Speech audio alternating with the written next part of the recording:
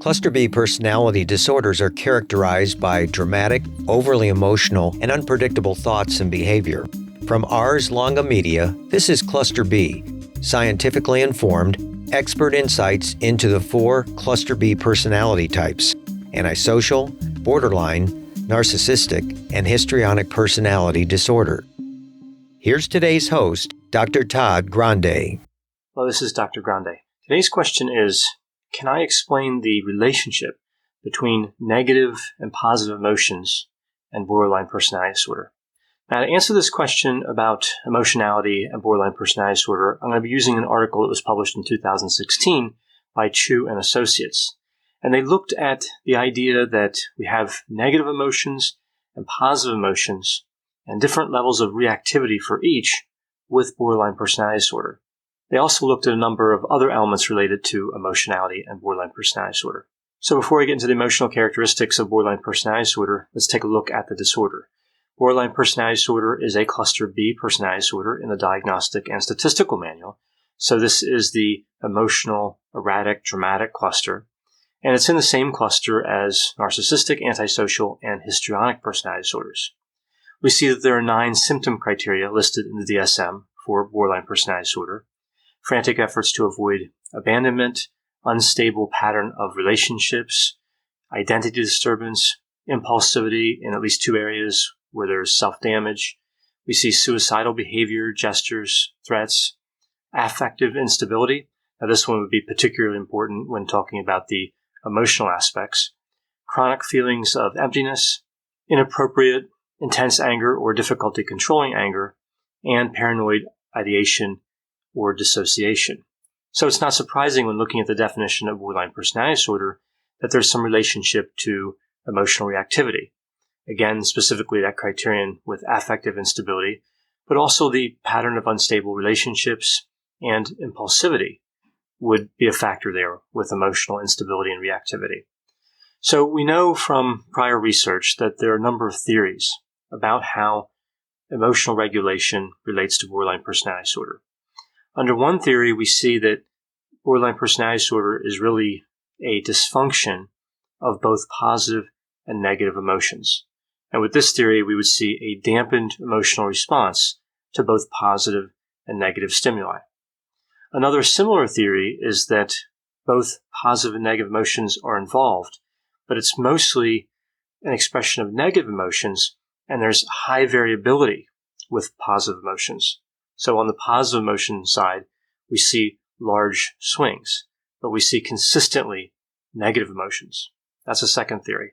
A third theory is that borderline personality disorder is mostly a disorder involving negative emotions, and it's really not any different in terms of positive emotions between people with borderline personality disorder and those that do not have the disorder.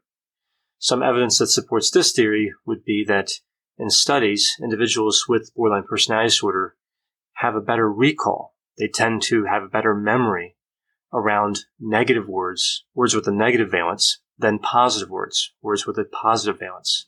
We also see in studies of borderline personality disorder that when we talk about the accuracy of recognizing facial expressions, with individuals with borderline personality disorder, they tend to have low accuracy when looking at negative facial expressions, and their accuracy is in the normal range for positive facial expressions. And also they tend to have higher emotional reactivity in response to negative emotions, and the emotional reactivity isn't really any different for positive emotions.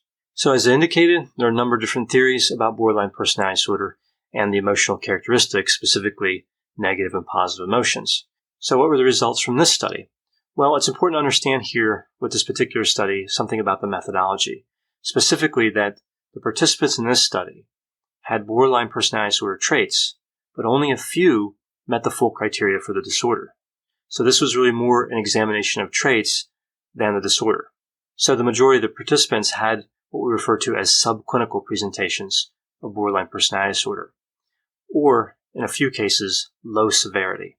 Their mood, both positive and negative, was tracked on a daily basis, and the theory behind this study was that in looking at individuals who have borderline personality disorder traits, but not severe presentations, there would be a higher level of accuracy. The results would be more accurate, because one of the theories is that with borderline personality disorder, and measurement, the emotions themselves, the symptoms themselves, get in the way of accurate measurement.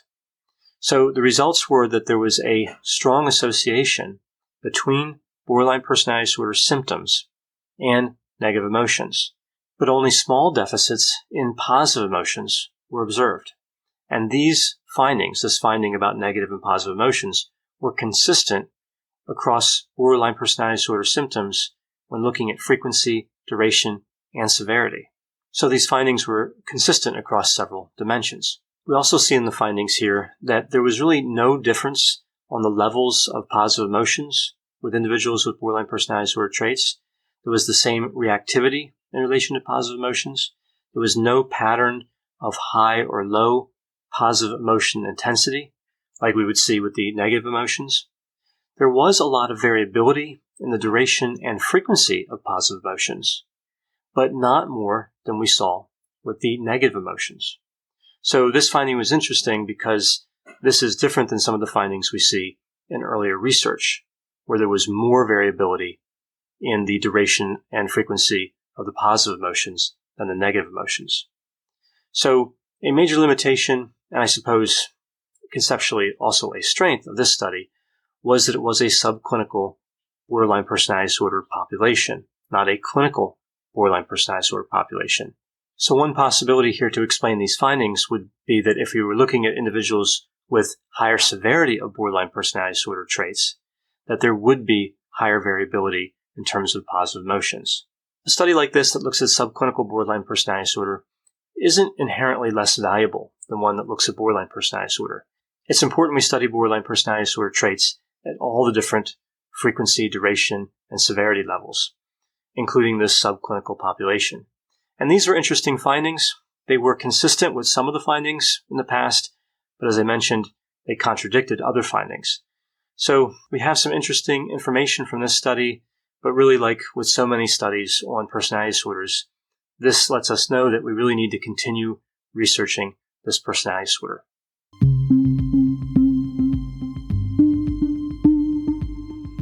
For more content like this, check out Healthy Toxic, another podcast from Ars Longa Media, all about what makes or breaks relationships, including issues related to narcissism, narcissistic abuse, and how personality disorders affect relationships. Ars Longa Vita Brevis. Learn more at arslonga.media.